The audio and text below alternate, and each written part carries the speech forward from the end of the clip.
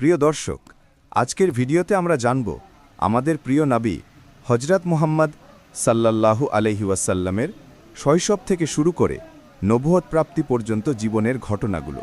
চলুন ইতিহাসের পাতা উল্টে দেখে আসি। ১. নবীজির জন্ম ৫৭০ খ্রিস্টাব্দ। নবী সাল্লাল্লাহু আলাইহি ওয়াসাল্লাম জন্মগ্রহণ করেন মক্কার কুরেশ বংশে হাশিমি পরিবারে।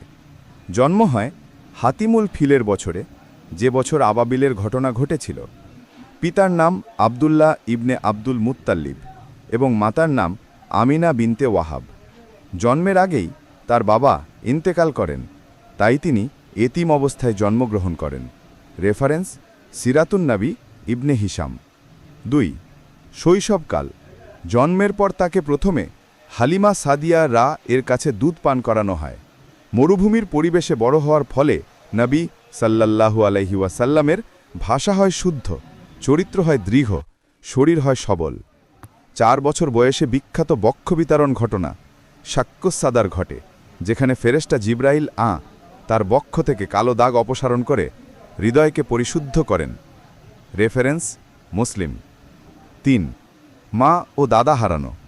৬ বছর বয়সে নবীজির মা আমিনা মৃত্যুবরণ করেন।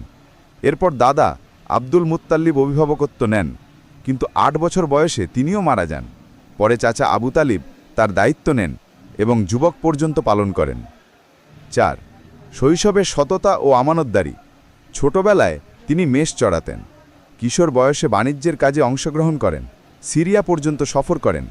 তার সততা ও আমানতদারির জন্য তিনি পরিচিত হন আল আমিন, বিশ্বস্ত ব্যক্তি নামে।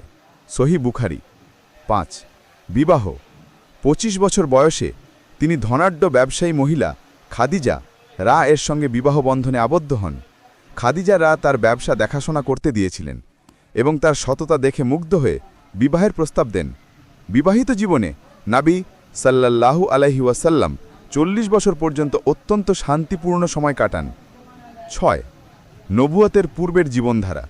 তিনি সবসময় মিথ্যা, প্রতারণা, অন্যায় কাজ থেকে বিরত থাকতেন।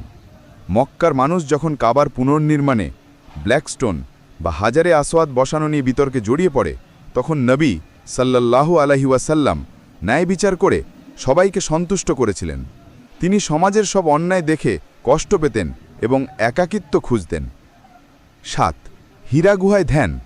সত্যের অনুসন্ধানে তিনি মক্কার কাছে হীরা গুহায় গিয়ে একাকী ধ্যান করতেন। রাতের পর রাত সেখানে অবস্থান করতেন, চিন্তা করতেন আল্লাহর মহত্ব নিয়ে। এভাবেই চলতে চলতে পৌঁছান ৪০ বছর বয়সে। ৮. নবুয়তের সূচনা। ৬১০ খ্রিস্টাব্দ। হিজরতের ১৩ বছর আগে ৬১০ খ্রিস্টাব্দে রমজান মাসে হীরা গুহায় ফেরেশতা জিবরাইল তার কাছে আসেন। প্রথম ওহী নাজিল হয় ইকরা বিসমি রাব্বিকাল্লাযী খালাক, সূরা আলাক ১-৫।